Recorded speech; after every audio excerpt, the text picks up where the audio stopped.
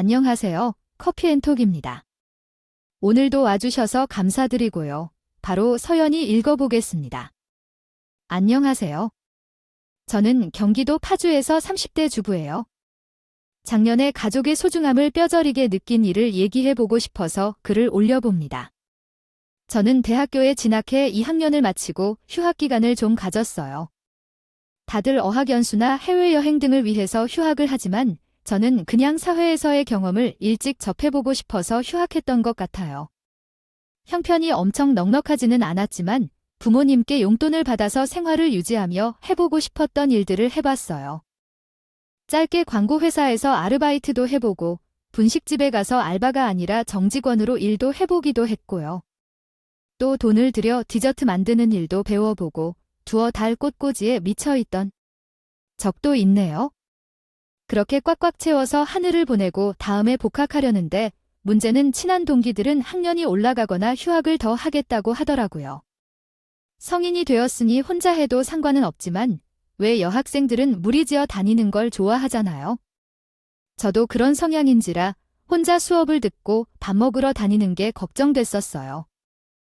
그래도 제 계획대로 복학을 하기로 했고 이왕 이렇게 된 거 또 듣고 싶은 수업을 들어보자 했죠. 그중 의대 관련 교양 과목이 있었어요. 의대 전공 수업은 아니지만 일반학과 학생들을 위해서 의대 간접 경험이 가능한 수업이었다 할까요? 나중에라도 같이 들으려는 친구는 없을 테고 이때가 기회다 싶어 시간표에 넣었습니다. 그리고 의대 건물에 둔화되기 시작했어요. 재밌더라고요. 문과인 저가 우리 학교에서 공부를 가장 잘한다는 의대생이 된 것 같고 말이죠. 그러다 한 번은 제가 강의실에 착각해 수업을 잘못 들어간 적이 있었어요. 3층 강의실로 가야 하는데 지각을 한 줄 알고 허겁지겁 뛰어들어가다가 4층으로 올라가 버린 거예요. 문에 딱 열었는데 어떤 남학생이 혼자 덩그러니 앉아 공부를 하고 있더군요. 저는 헥헥거리며 자리에 앉았죠. 시계를 한 번 보고 두리번거리다가 물었어요. 저 죄송하지만 수업이 휴강된 건가요? 네. 여기 오늘 수업 없는 강의실인데 잘못 들어오신 거 아니세요? 여기 302호 강의실 아닌가요? 여기 4층이에요. 한층 더 올라오신 것 같네요. 아, 어머, 감사합니다. 죄송합니다. 저는 큰 소리로 외치고 강의실에 빠져나왔어요. 그날 수업은 지각 체크가 되었지만 잘 들었습니다. 그리고 한 주 뒤 같은 수업을 들으러 의대 건물로 들어가는데 누군가 커피 한 캔을 들고 저를 부르더군요. 왜 저기요. 저요. 네, 그쪽이요. 이거 드시면서 공부하세요. 저요. 안에 받으세요. 저를 아세요? 네, 알죠. 지난주에 이 시간에 뵌 것 같은데요. 저를요. 네, 402호 강의실 들어오셔서 만났었죠. 아, 그분. 어머, 그땐 정말 감사했어요. 덕분에 제가 수업을 들어갔거든요. 아, 진짜? 아찔했는데 이렇게 기억해 주시고 감사해요. 이거 잘 마실게요. 의도 학생은 아닌가요? 수업 끝나고 뭐 해요? 네, 전 경영학과 소속이에요. 수업 끝나고는 식당에 가서 밥 먹어야죠. 우선 수업 들어야 하니까요. 그럼 수업 마치고 여기서 만나요. 제가 밥 살게요. 괜찮아요. 아, 네. 근데 저는 공유희 학번인데 혹시 학번이 어떻게 되세요? 저는 05학번이요. 선배님이시네. 그럼 이따 뵐게요. 그렇게 20대 초반 대학들 의대생인 남편을 만나 전 늘 머릿속에 가운을 입은 남편 모습을 그렸어요. 우리 둘은 병원 이름까지 찍고 밝은 미래를 상상했죠. 난 남편 옆에 있기 위해 간호대를 다시 입학할까 생각까지 할 정도로 남편을 좋아했어요. 그런데 남편은 인턴 생활 중 흰 가운을 벗겠다는 결정을 내렸어요. 의대 입학 때부터 온 마을에 플랜카드가 붙고 가족들 기대를 한 몸에 받았던 남편은 어떻게든 버텨보려고 했지만 죽어가는 환절에 보면서 구역질하는 본인 모습을 보고 죄책감에 시달리더라고요. 아픈 사람 놔두고 이겨요. 이 사람 놈이 할 짓이야. 난 자격 없어 자기야. 다들 이런 식의 겪을 거야? 당신만 힘든 게 아닐 거야. 난 안 될 것 같아. 돌아보면 남편에게 의사는 맞는 옷이 아니었던 것 같아요. 눈물을 보이며 힘들어하는 남편 대신 제가 시부모님을 찾아가 설득했어요. 결혼 전이었는데 참 당돌하기도 했죠. 어머니, 아버님 받아들이기 힘드신 건 알지만 그이 스스로 의사라는 직업이 좋아서 선택한 건 아니었대요. 어릴 때부터 공부도 잘하고 다들 1등하면 의대에 진학하니까 부모님이나 선생님 말씀만 듣고 그 길로 간 거였대요. 근데 이제 도저히 안 되겠대요. 아이, 그래도 그렇지 그 고생해서 가는 고백을 한다니 그 어려움과 좀 다 겪어놓고 뭐 하는 거야 대체 안 돼? 허무하고 실망하신 거 알아요. 그런데요, 어머니, 저도 옆에서 못 견디겠다는 거 보는 게 참 곤욕스러워요. 내가 말려봤니? 아버님은 에너지가 엄청 소모되는 직업이잖아요. 병원에 가서 아픈 사람 옆에 있기만 해도 힘든 법인데 매일 다친 사람들을 보고 피를 봐야 하는 게 정말 힘든가 봐요. 저는 제가 남편을 좋아한 이유가 의사가 될 사람이어서가 아니라고 어떤 일이든 잘할 사람이라고 되려 자신감 있게 말씀드렸어요. 이후 남편은 다행히 제약연구원이 되었어요. 자기에게 딱 맞는 옷으로 갈아입은 모습이었어요. 아주 만족스럽게 연구원 생활을 해나갔지만 남편은 직업이 바뀌었음에도 의사 동료들에 대한 깊은 존경심을 품고 있었어요. 여보, 그 일이 겉은 말끔하고 사람들의 존경을 받고 그러잖아. 그게 사회적 지위가 높아 보여도 그 속을 들여다보면 잠 못 자고 먹지도 못하고 한창 땐 씻지도 못하니까 드라마에서나 막 애정전선이 생기고 그러지. 실제로는 안 그래? 아이 못 그래. 코피 쏟아가며 환자들 보는데 이러다 내가 죽겠구나 했었다 하니까 진짜 되던데. 나 동기들 보면 진짜 진심으로 존경한다. 남편 얘기는 피 튀겨가며 생명줄을 붙드는 일이라는 걸 알았기에 아무나 할 수 없다는 거였어요. 자신이 그 길을 함께하지 못하지만 생명을 다루는 일이 얼마나 위대한 일인지 잘 알기 때문에 병원의 환자들을 위한 기부를 통해 키다리 아저씨 역할을 자처했어요. 여보, 봐봐. 영훈이 생각나. 왜 그 할머니랑만 사는데 집 앞에서 교통사고 나서 응급수술 받는다고 했던 기억나제? 아휴, 그 꼬맹이가 수술 잘 됐다고 직접 쓴 편지를 보냈어. 봐봐. 그림까지 그려서 이거 봐. 글씨도 잘 썼지. 아니, 내년에 학교 간다는데 너무 다행이야. 본인도 다른 사람도 깼다 그랬대. 아이 그 녀석 기특해 죽겠어. 남편은 도움받은 사람들로부터 편지가 오거나 새로운 소식을 전해받으면 어린아이처럼 좋아했어요. 발이라도 동동 구릴 것 같았죠. 그렇게 선한 사람이에요. 저희 남편이 결혼 2년 차쯤 저는 일주일 내내 엄마 옆에 붙어있다시피 했어요.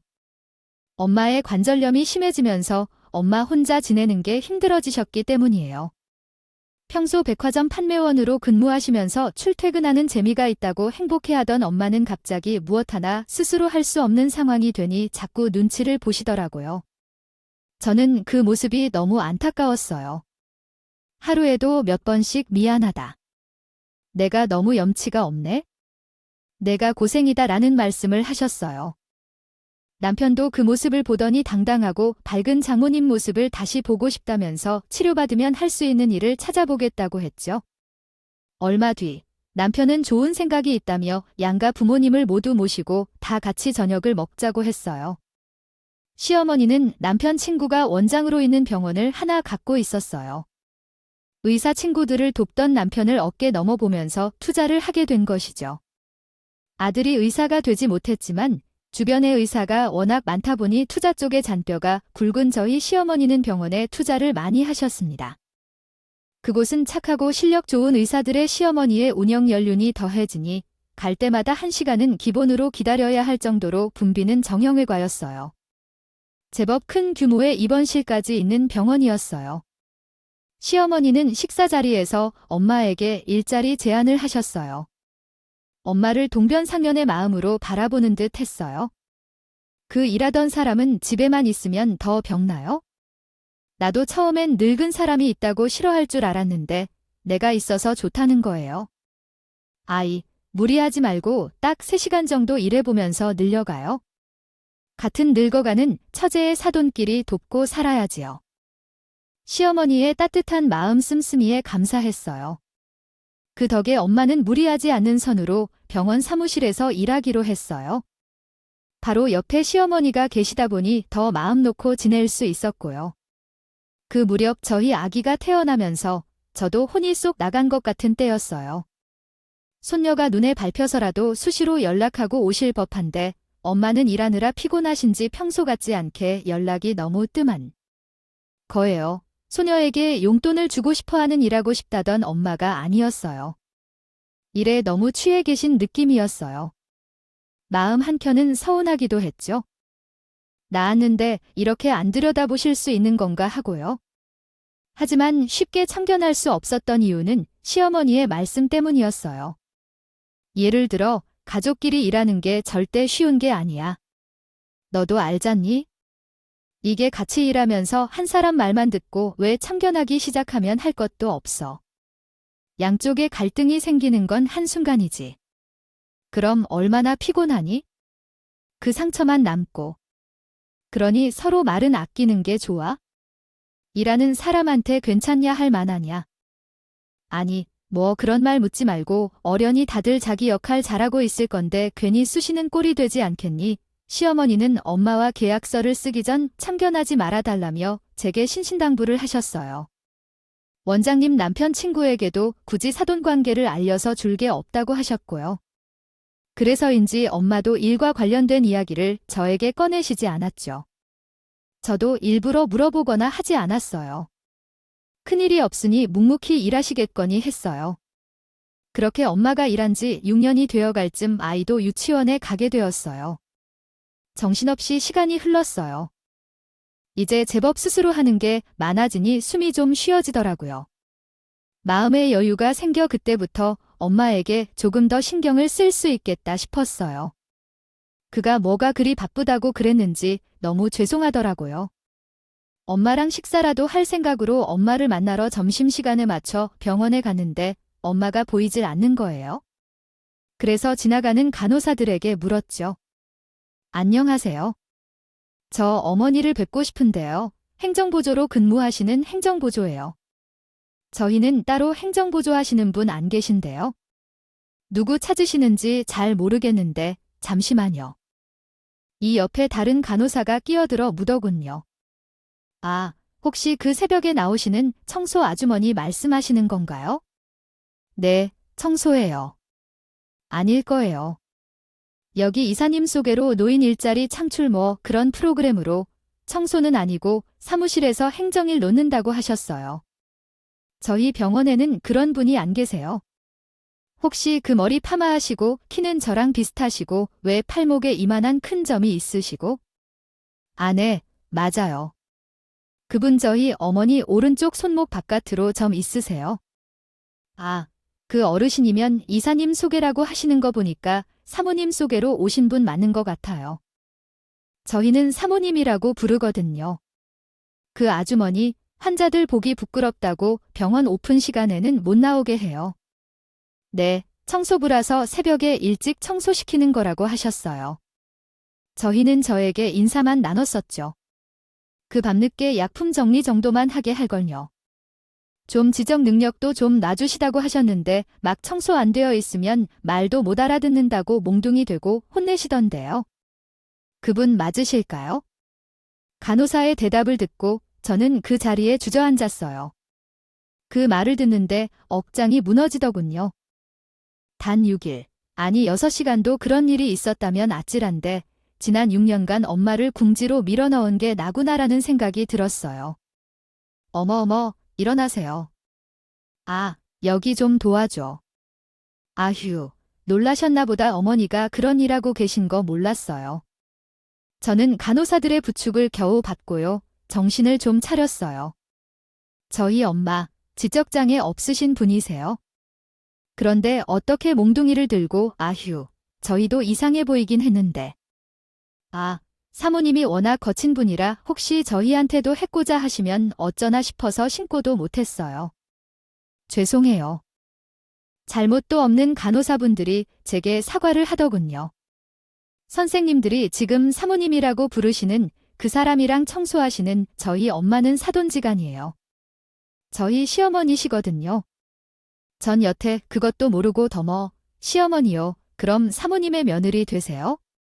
아니, 근데 어떻게 그런 일이 사돈댁을 그럴 수가 있어요? 말도 안 돼. 사모님이 잘 나가는 아들 있다고 종종 자랑하고 나셨어요. 손주 사진도 보여주시고 애를 키운다고 어머니 신경도 못 쓰고 돈 버시는 재미에 잘 지내신 줄 알았네요. 아유, 지적장애가 있으신데 참 시간도 잘 지키시고 맡은 업무는 참 잘하신다 생각했어요. 사람들 출근 전에 나오시고 퇴근 후에 나오시고 저희랑 마주칠 일이 드물어서 저희도 사실 잊고 있었죠. 이런 딸이 계실 줄은 생각도 못했어요. 사모님이 연구도 없다고 말씀하셔서 아닙니다. 다 제 잘못이에요. 한 번쯤 들러서 엄마가 무슨 일을 하고 계신지, 어머님과 잘 지내시는지 들여다볼 법했는데 너무 무관심했어요. 아, 필요한 거 있으시면 말씀하세요. 자기가 도와드릴 수 있는 부분이 있다면 꼭 도와드릴게요. 네, 감사합니다. 병원 1층 환자들의 대기 공간에 한차 이게 무슨 일인가 생각을 정리했어요. 새벽엔 청소일, 밤늦게는 약 정리하느라 하루가 부족했을 엄마를 생각하니 흐느껴 올 수밖에 없더군요. 무엇보다 엄마를 지능도 낮고 부끄러운 인간으로 만들어둔 것이 너무 충격이었어요.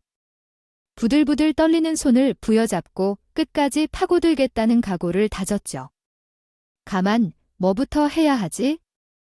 그래, 일단 엄마 월급은행에 갔다가 CCTV 저는 그 길로 친정으로 가 장롱 속에서 엄마 통장을 찾아 곧장 은행으로 향했어요.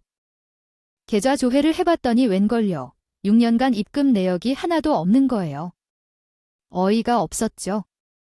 그 고된 노동을 시켜놓고 월급까지 가로채다니 전 도저히 시어머니를 용서할 수 없었어요. 그날 저녁 식사를 마치고 애부터 재웠어요. 혹시 큰 소리가 날까봐 전 저녁 시간 내내 고민을 했지만 남편에게는 알리지 않고 어떤 일을 진행하기에는 사안이 너무 크다고 생각했어요. 그래, 혹시 남편이 이 일을 알고 있었다면 너무 실망하지 말자. 쫄지 마. 할 수 있어. 만약이 모자라졌다면 다 엎어야지. 그래, 이판사판이다. 남편이 침대에 몸을 누릴 무렵 그 일을 붙잡고 간호사들 이야기와 엄마 통장 얘기를 꺼냈어요. 여보, 나 오늘 최 원장님 병원 다녀왔어. 엄마랑 점심 먹으려고. 아, 그랬어. 잘했네. 어머니 잘 계시지? 얼굴 뵌 지 오래됐네. 근데 여보, 나 오늘 좀 속상했네. 아, 왜? 무슨 일 있었어? 엄마 얼굴은 보지도 못했어. 새벽에만 나오신데 청소하고 약 정리하시러 그 큰 병원 청소를 거의 혼자 하시고 그 무거운 약 박스를 옮겨 다 정리하신다더라고. 저는 울컥울컥 올라오는 눈물을 가까스로 참았습니다. 아랫입술을 꽉 물어가면서 아무렇지 않은 척 말을 이어갔어요. 엄마가 손주 딸내미 보러 오지도 않고 뭐가 그렇게 바쁜가 했는데 청소 일을 하실 줄이야. 어머니가 청소를 그럴 리가? 병원 청소가 얼마나 힘든데. 약품 분리수거도 해야 하고 위험하기도 해. 작은 의원도 아니고 그 정도면 그거 전문 업체에 맡겨서 해야 할 텐데. 자기가 잘못 들은 거 아니야? 전 그때까지만 해도 이 사람이 다 알고 있는데 발뺌을 하는 줄 알고 보니 안 풀리더라고요. 청소 일이 고된 것도 속상하지만 우리 엄마가 지난 6년간 월급도 한 푼 못 받으셨더라. 당신 이거 너무 이상하지 않아? 월급을 못 받으시더니 그건 또 무슨 말이야. 눈이 토끼 눈처럼 땡그레진 남편이 그제야 무슨 일이 났다는 걸 눈치채고 몸을 일으켜 세웠습니다. 내가 오늘 엄마 통장 다 조회해봤어. 월급이 한 번도 들어온 적이 없더라. 내가 지금 당장 확인해 볼게. 최 원장한테 그리고 병원 사람들이 우리 엄마 지적 이상 있는 사람으로 알고 있더라. 점원님이 그러셨대. 그 간호사들한테 그 말을 뱉는 순간 눈물이 펑펑 쏟아졌어요. 전을 먹이며 말했어요. 어떻게 그럴 수가 있어? 지적장애 그래서 말을 안 들으면 몽둥이를 들어야 한다고 겁주고 그러신데 어머니가 이게 무슨 말이야? 대체 아직 엄마한테 아는 체도 못했어? 오늘 하루 종일 옥장이 무너졌다고. 여보, 내가 알아볼게. 미안해. 난 그런 줄도 모르고 차근차근 다시 말해줄래? 당신 정말 몰랐어. 몰랐어. 미안해. 어머니들끼리 그냥 두런두런 얘기 나누시면서 소일거리로 일하시는 줄 알았지? 청소의 약정리라니. 월급도 정말 난 아무것도 몰랐어. 여보, 믿어줘. 당신은 알고 있을 거라고 생각했어? 어머니가 버리신 일이니까. 그래서 오늘 하루가 더 힘들었어. 내가 알던 남편이 아닌 것만 같고. 우리 엄마한테 어떻게 이런 일이 일어날 수가 있나?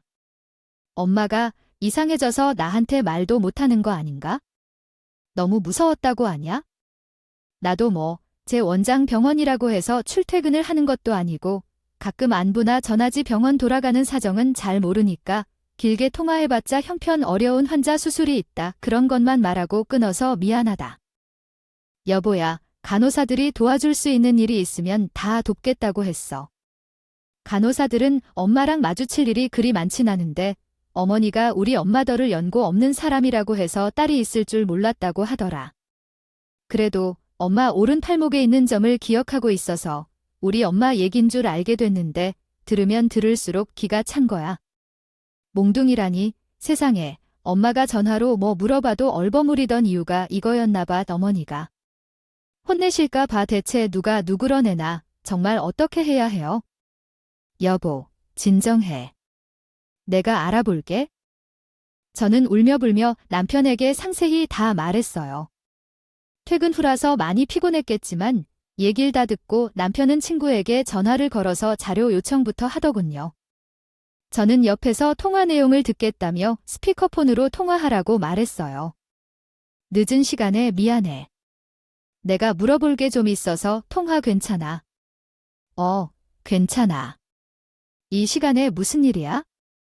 목소리가 왜 그래?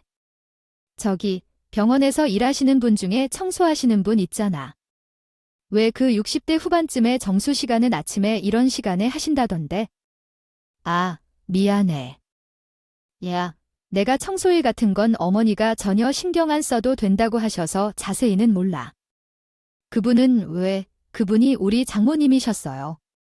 아이고, 뭐랄까, 장모님 나는 우리 엄마가 모시고 다니면서 사무실에서 행정일을 돕고 계신 줄 알았는데 장모님한테 청소를 시키신 모양이야. 장작 6년을 그리고 밤늦게 약 정리도 하신다는데 그런 거 어머니 연배에 힘들지 않겠냐? 아니, 장모님이셨다고 재수 씨도 몰랐어. 아이고, 어머니께서 전혀 그런 귀뜸을 안 해주셨어. 병원이 깨끗해서 그냥 관리를 참 잘해주신다 생각했지? 나 요즘 수술로 진짜 바보 같잖냐? 진짜 미안하다. 내가 그래도 원정 이름 다 읽고 있는 병원인데 너무 무심했어. 재수 씨한테 미안해서 어쩌냐.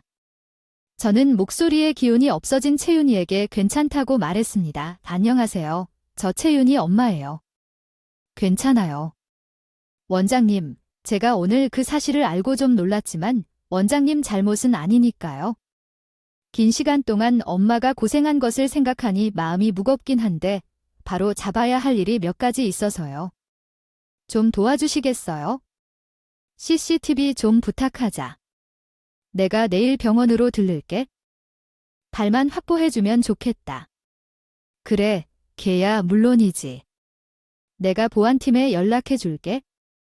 전화를 끊고 남편은 다시 한번 천천히 상황을 정리했어요. 재원정도 정서나 잡다한 일은 어머니가 알아서 하신다고 해서 맡겼던 모양이다.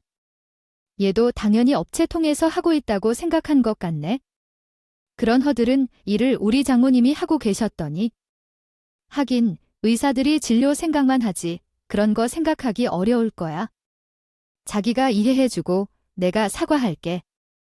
요즘 진료가 많아져서 미처 그런 것까지 신경 못 쓴 걸 거야. 방금 문자도 보냈어. 당신이랑 장모님께 꼭 사과하고 싶다고. 나중에 얼굴 보고 얘기하자고 했어? 우리가 필요한 자료는 다 넘겨준다고 했고, 잘못된 건 책임지고 바로 잡겠대. 여보, 제 원장님도 많이 놀라셨겠어. 그래, 나중에 얼굴 보자고 전해줘. 그래, 여보. 근데 우리 장모님께는 일단 얘기 꺼내지 말자. 우리끼리 좀 알아보고 말씀드리자. 그렇게 해줄 수 있겠어. 그러자 남편은 CCTV와 월급 내역 등 병원 측으로부터 자료를 받아 낱낱이 밝힌 뒤 정리를 하자고 했어요. 그걸 기다리는 3일간 저는 아무 말도 못하고 내내 울기만 했어요. 남편은 끝까지 잘잘못을 가려내겠다고 자신의 어머니가 저지른 일이라는 걸 앞세워 잘못을 숨기거나 덮는 일은 없을 거라고 살면서 본 적 없는 강단 있는 모습을 보여주더군요.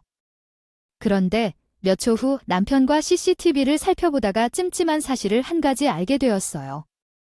CCTV 파일 중 매주 월요일 병원을 열기 전 1시간이 똑같이 지워져 있는 거예요. 우린 그 시간에 무슨 일이 벌어지길래 그런 건지 직접 눈으로 보자고 계획을 세웠어요. 최 원장님을 통해 직원 전용 출입구 비밀번호를 알아주었어요. 월요일에 병원에 일찍 들어가 봐야 할 일이 생겼다고 하니 원장님도 얼마든지 확인하라며 허락해 주었고 저희는 병원에 들어가 지켜보기로 했어요.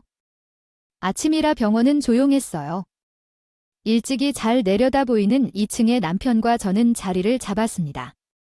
마치 잠복 근무를 펼치는 형사들처럼요. 그리고 그 조용한 정막 속에서 누군가가 잠을 새는 열고 문을 여는 소리가 들렸어요. 저희는 몸을 한껏 웅크린 채 내려다 보았습니다. 병원에 약을 정리해두는 창고에서 약상자를 들고 유유히 빠져나가는 사람을 봤어요. 한두 번 해본 솜씨가 아닌 듯했죠. 들고 들어간 박스가 무거워졌는지 끙차 소리를 내며 능숙하게 한 손으로 자물쇠를 잠겼어요. 그 사람이 문 밖으로 나간 후에요. 저희는 1층으로 내려왔습니다. 저희는 눈으로만 대화했어요. 남편도 저도 그 사람이 누구인지 단번에 알아챘죠. 집으로 돌아오자마자 남편은 저에게 딱 한 가지만 부탁하겠다고 약속을 하자더군요. 어머니를 병원에서 일하게 해달라고 소개한 사람이 나야 내가 책임지게 해주려고. 남편은 의사 가운을 벗던 때처럼 결연했어요. 아마 자신의 부탁으로. 지난 세월 장모님이 말도 안 되는 대접을 받으며 고생하셨다는 사실을 죄책감을 크게 느끼는 듯했어요. 그날 밤 오래전 취미로 사회 야구를 할 때 쓰던 방망이를 찾더군요. 베란다 창고에서 한참을 뒤적인 후 조용히 잠을 청하기에 그런가 보다 했어요. 그런데 알고 보니 남편은 다음날 그 방망이를 들고 병원으로 쳐들어가려던 것이었어요. 시어머니가 엄마에게 몽둥이까지 들었다던 말 때문에 그걸 가져가려 한 것이죠. 아침에 저와 남편은 체험장 병원으로 향했습니다. 시어머니를 보자마자 남편은 무릎부터 꿇으라며 방망이를 들었어요. 저는 말리지 않았어요. 어머니, 당장 무릎 꿇으세요. 나와 당신이 부모 자식으로 만났지만 태어나서 이렇게 창피하고 부끄러운 적은 처음입니다. 내 부모라도 용서할 수 없어요? 인간이라면 이럴 수는 없어요. 짐승한테도 몽둥이 되고 그러진 않습니다. 그럴 수는 없는 법이에요. 아들, 왜 이래? 내가 뭘 어쨌다고? 이게 무슨 행패야. 그거 당장 내려놔. 장모님한테 어떻게 그러실 수가 있어요? TV에도 이런 막장 얘기는 나오지 않을 거예요. 장모님 모시라고 할 테니까 당장 사과하세요. 무릎 꿇고 싹싹 빌라고. 아니, 그걸 왜 여기서 이러느냐고? 나도 다 이유가 있었다고. 아휴, 흥분하지 말고 말로 해. 말로 전 CCTV 장면을 들이밀면서 목이 쉬도록 소리를 질렀어요. 우리 엄마한테 일어난 푼도 안 주고 6년씩이나 부려먹고 진행 낮은 노인네로 만드니까 재밌었어. 당신이 한지 월요일마다 약 빼돌려서 판 것까지 다 알고 있어. 60년을 옥에서 썩어도 내 안이 안 풀려.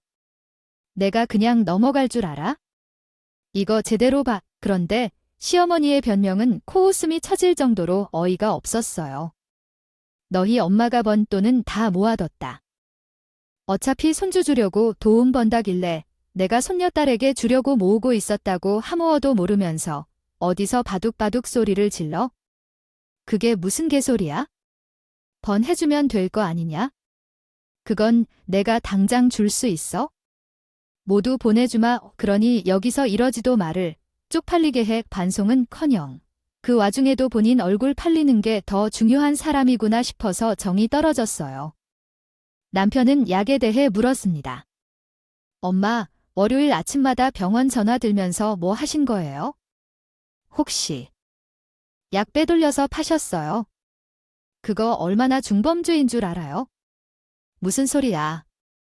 참나, 약 정리를 한 게 누군데 병원 약이 없어진다더니 다 그 여자 짓이었구나. 야학, 정리하는 사람은 체내 엄마밖에 없어요. 월요일 아침에만 어쩌겠니? 아마 수시로 그랬을 거다. 저희 엄마가 번 돈은 내 딸에게 줄 생각이었고 늦은 시간에 약정야 사람은 엄마인데 본 사람이 없다면 누명까지 씌우려고 들었어요. 엄마, 내가 다 봤다고 그냥 CCTV로 넘겨지는 게 아니에요? 월요일 아침에 숨어있다가 엄마가 약 창고에서 박스 들고 왔다 갔다 안 하고 내 두 눈으로 다 봤어요. 정말 왜 이러는 건데? 남편이 그렇게 소리 지르는 모습은 처음 봤습니다. 허술한 구멍이나 만드는 시어머니 위에는 나는 남편이 있었어요. 이미 남편은 원장인 친구에게 신고를 하게 해서 불법 거래로 약을 사갔던 사람까지 경찰에 넘겨둔 상태였죠. 피할 길이 없어진 시어머니는 애원을 하며 남편에게 자신이 저지른 일을 불기 시작했어요. 남편은 방망이로 어머니 몸을 밀면서 엮기도 싫다는 듯 멋지게 떼어냈어요. 아들, 엄마가 잘못했어. 제발 아이, 이렇게 일 크게 만들지 말자. 아니, 너희 장모 월급은 내 통장이 있으니까 바로 붙일게. 신고라니 왜 그랬어? 아니라고, 내가 잘못 알았다고 경찰대 돌려보내. 응, 저기요 어머니. 제발 반석이란 걸 좀 하세요. 뒤를 좀 돌아보시라고. 제발, 내가 어떻게 살아왔는지 돌아보고 반성과 후회 같은 걸 좀 해보란 말이에요. 어떻게 평생이래 자식들 보기 부끄럽지도 미안함이라는 감정을 느끼세요? 그럼 표독스러운 얼굴 하지 마시고 경찰에게 시어머니를 넘기기 전 뒤늦게 병원에 도착한 엄마를 포기했어요. 남편과 제가 마지막으로 시어머니에게 주는 기회나 다름없었죠. 하지만 끝까지 시어머니는 엄마에게 미안하단 소리를 하지 않았어요. 그런데 엄마는 발악하는 시어머니를 보면서 통쾌하다거나 속이 후련하다고 하지 않으시고 그저 불쌍하다고만 하시더군요. 시어머니 편에서는 사람이 단 한 명도 없었기 때문이었어요. 그 모습이 너무 안타까운 시대예요. 무슨 일이야? 안 사돈 왜 저렇게 소리만 지른다니? 우리 안자도 불쌍해서 어째 저 경찰들은 다 뭐야? 병원골이 왜 이래? 엄마는 그동안 시어머니한테 많이 의지하신 모양이에요. 마치 정신을 지배당한 듯 제가 듣기엔 약간 횡설수설 같기도 했어요. 이재경이 될 때까지 제가 몰랐다는 곳에 너무 큰 죄책감이 느껴져서 눈물이 흘렀습니다. 저는 엄마의 어깨를 감싸 안았어요. 엄마, 이제 다 괜찮아. 힘든 일 더 이상 없을 거야. 그동안 고생했어. 내가 미안해. 엄마를 다독이는 저를 엄마는 아무렇지 않다고 다 괜찮다며 다독여 주셨어요. 아예, 뭐가 미안해. 덕분에 나도 일하면서 시간 가는 줄 몰랐지? 일한다고 정신 팔려. 엄마가 너무 소홀했지? 서운하진 않았어. 서운하게, 나도 채원이 키우느라 정신없었어. 즐겁게 일하러 다니시는 줄 알았어. 근데 이게 뭐야, 속상해. 아이, 속상할 거 하나도 없어. 그래도 안 싸던 저렇게 가게 되면 안 될 텐데 원장님한테는 말해봤어. 엄마, 나 챙겨. 어머니는 조사받고 벌 받을 건 받아야지. 멀쩡한 사람을 바보 만들어 놓은 거 봐. 명예훼손이며 뭐며 걸리는 제목은 내가 다 걸어버릴 거야. 아이, 그럼 못 쓰겠어. 그래도 남편 어머니인데 내가 나서서 그러면 안 되는 거야? 장장 6년이야, 엄마. 어떻게 계속 저 사람 편을 들어? 우리 딸 마음은 곱게 써야 하는 법이야? 그이도 자기 어머니의 용서 못한댔어. 우리가 잘 처리할 테니까 걱정 마세요. 이제 엄마 건강 챙기고 좀 안정되면 손주랑 같이 여행이나 다니자. 엄마 알았어. 그래, 그래. 주위를 둘러보니 병원에서 일하는 간호사들, 원장님, 그리고 본인 핏줄인 남편까지 모두 시어머니에게 등을 돌리고 경찰에게 협조하고 있었어요. 그걸 지켜본 시어머니는 거친 손으로 절 잡더니 작은 목소리로 이렇게 속삭이더군요. 이것만큼 큰 벌이 없다. 당신 업보겠지? 그 더러운 손 치우시죠. 결국 임금체불과 사기거래 혐의로 소송을 시작하게 되었어요. 그간 시어머니가 모은 재산 대부분은 원장님과 저희 친정엄마에게 돌려주게 되었죠. 그리고 시어머니가 빼돌린 약들은 자세히는 모르지만 인터넷상에서 불법으로 거래하는 사람들이 꽤 있어서 생각보다 쉽게 판매를 했던 모양이에요. 어쩜 그렇게 겁도 없는 채 당시 제가 찾아보니 그런 불법 약물 거래는 시력이 나오기 쉽다고 하더라고요. 현재 시어머니는 어찌 쓰지도 못할 돈만 악착같이 모아놨다가 다 털리고 감옥에서 살고 계십니다. 평소 소극적인 성격의 시아버님은 어머니가 그런 짓을 벌이고 있다는 걸 꿈에도 모르셨다고 했어요. 어머님이 경찰에 끌려가기 전까지도 가족들에게 무슨 일이 일어나는지 무관심한 채로 그냥 집에서 화초나 가꾸시며 시간을 보내셨지요. 하지만 지난 몇 년간 시어머니의 위선적인 행동과 인간이라면 할 수 없는 짓들을 일삼은 것에 분노하시며 지금은 이혼 소송을 준비 중이세요. 눈 감는 날까지 부부의 인연으로 살아가실 수 없다고 앞으로 얼마를 살지는 모르겠지만 저런 사람을 부인으로 둘 수 없다고 하시며 변호사를 알아보시기에 저희가 도와드렸어요. 많이 허망하고 슬퍼 보이시긴 하지만 또 꿋꿋하게 혼자 살아갈 준비를 하시는 것도 같아요. 집에만 계시던 분이 요리학원도 등록하시고 동네 어르신들이 모이는 정자에도 나가보시고 새로운 여생을 차근차근 즐기고요. 계십니다. 저희 친정엄마는 아무래도 6년간 정신적 고문을 당해서인지 밤마다 불안감을 호소하셔서 병원 치료를 꾸준히 받고 계세요. 특히 밤에 잠을 청하기가 어려워하셔서 왜 그런지 살펴보니 밤에 출근하시던 시간이더라고요. 밤에 출근해서 약을 정리해두고 이른 시간에 청소를 해야 한다며 밤낮이 바뀐 생활에서 벗어나기가 쉽지 않았어요.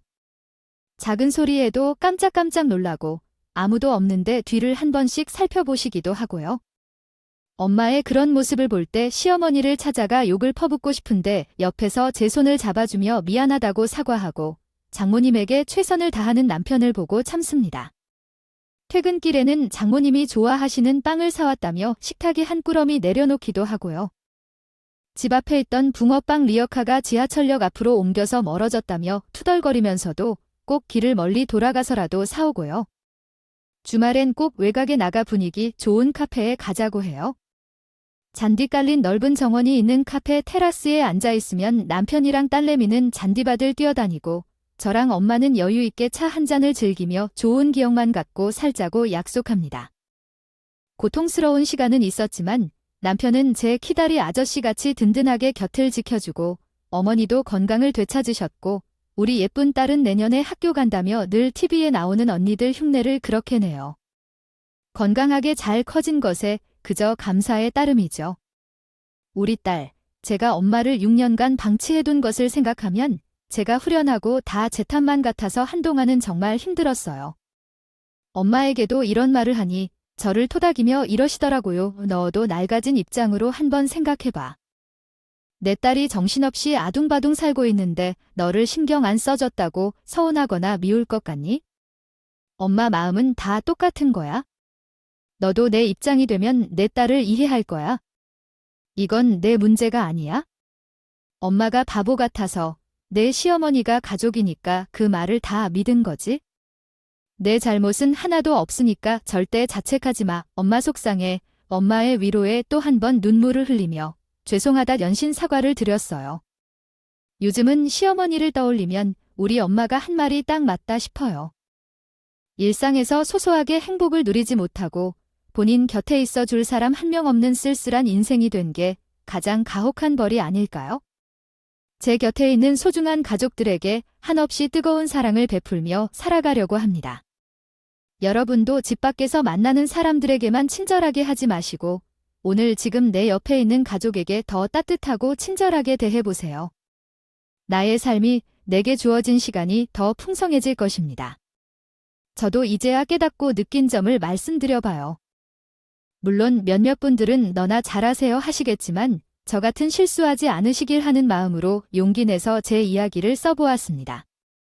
다음 달에 어버이날, 어린이날 다 있네요. 출혈이 큰 달이지만 가족들과 함께하는 행복한 달이 되시길 바라며 모두 안녕히 계세요.